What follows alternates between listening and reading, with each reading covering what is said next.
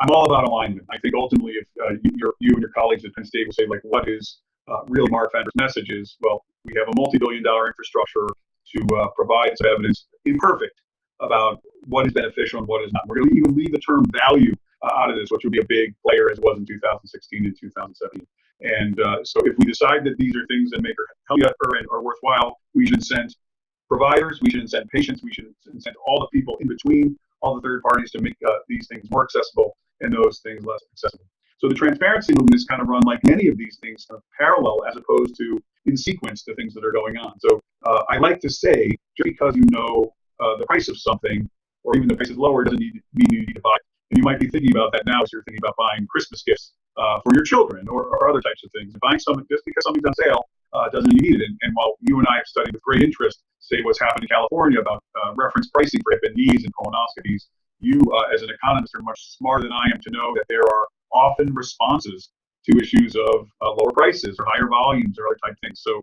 we need to understand that the ultimate goal is not a bundle or in fact a global cap of dollars, but I'd like to think that the system could be motivated by maximizing health, which is often left out of the situation. So I'm all for patient responsibility, accountability, and transparency. And while I've worked pretty much most of my career on the demand side, that being the patient, I do think as we talk about both transparency and low value care and waste, that the real lever that is much more important and much more difficult to pull is trying to get providers to behave differently. So this idea of, as you might know, if a physician tells you that you need a necessary MRI or upper endoscopy or sleep study or any of these things that kind of follow more in the press, you may shop around a little bit and maybe go to that, Joe's MRI in the auto repair shop down there on State Street, something like that. But it still doesn't get back to the point is there clinical evidence to suggest that you need it? And that's why, our motivation is pay clinicians, hospitals, ACOs a lot of money to do things that some independent group decides is worthy regarding health production, which is the good we're trying to buy. So this is where the clash becomes smart economists like you and people who want to maximize health like me come to terms. I've been using a quote for over 2 decades, paraphrased to Senator Edward Kennedy, which was, we wouldn't have a healthcare cost crisis if we only bought things that make people healthier. And it turns out that our colleague Michael Cherny and others have convinced me now, very sadly, that even if we limited entirely our expenditures to things that have evidence of some benefit, we would still be in the fiscal crisis that we are regarding sustainability of Medicare and solvency of Social Security and other types of things. So while I don't have these big answers, and young guys like you on the road, what I do have is a very, very short-term deflector that I think ultimately will help us move forward, which is to get serious not only of the underuse of high-value care, which is a motivating force for value-based insurance design, to understand that we could tackle the $400+ billion a year that are spent in the United States on services that do not make anyone or any population healthier. So your audience is probably well aware, because I know Secretary Murphy's leadership has started a education process around the Choose Wisely initiative, which is a physician-based movement tied with Consumers Union and American Board of Internal Medicine Foundation to start a conversation of the fact that there are services, and some of them are often very valuable in some situations, but in other situations, not only not valuable, sometimes dangerous.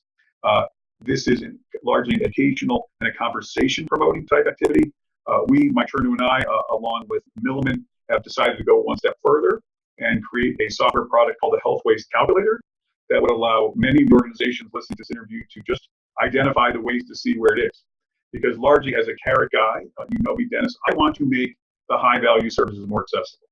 At least in the short run, making diabetic eye exams and treatment for depression and other types of things more accessible will raise your short-term costs, might be offsets down the road, and that there are many people who come from the actuarial standpoint and say, I need neutrality now. And as much as I would like to see more diabetic eye exams move forward, I think the only way to make that happen in this very, very tight economic situation is to say, well, we're going to have to cut back on certain things. And around the country, the cutback is these blunt, high deductible plans, as opposed to these nuanced, identified low value services, which somewhat more controversial because you have to tell someone that one person's low value care is another person's revenue, I think, when we move forward. So the last thing I would say on this point, which has worked out fairly well so far, is that when I talk to clinician groups who tend to see that they have a bullseye on their back because they're the ones who do these services, at least potentially, that might be low value services, I tell them, because of the great fortune of the U.S. healthcare system, that I guarantee them that they would have the same incomes that they have now. I could guarantee them even much higher incomes they have now, because although clinicians, generate 98% of the healthcare dollars, they only make, less than 1 in 5. That if we would incent them on a new structure, which is what I believe should have been all along, quality metrics, which you're an expert in, and health production, the obvious, true patient-centered endpoint, we would all be better off. Because the great Upton Sinclair said in his book, The Jungle, it's difficult to get a man to understand something if his salary depends on him not understanding. So even though you started this question with, yeah, sure, we should motivate the patients to be a little bit more involved, I ultimately think that the lever that's going to work is going to come from the supply side, and we could really provide enough financial, non-financial incentives to all the providers, since there's so much money in the system, just to keep the beds full and the offices, very busy, but doing things and sending them that are based on health, as opposed to profits or relative value units or other types of things which are occurring.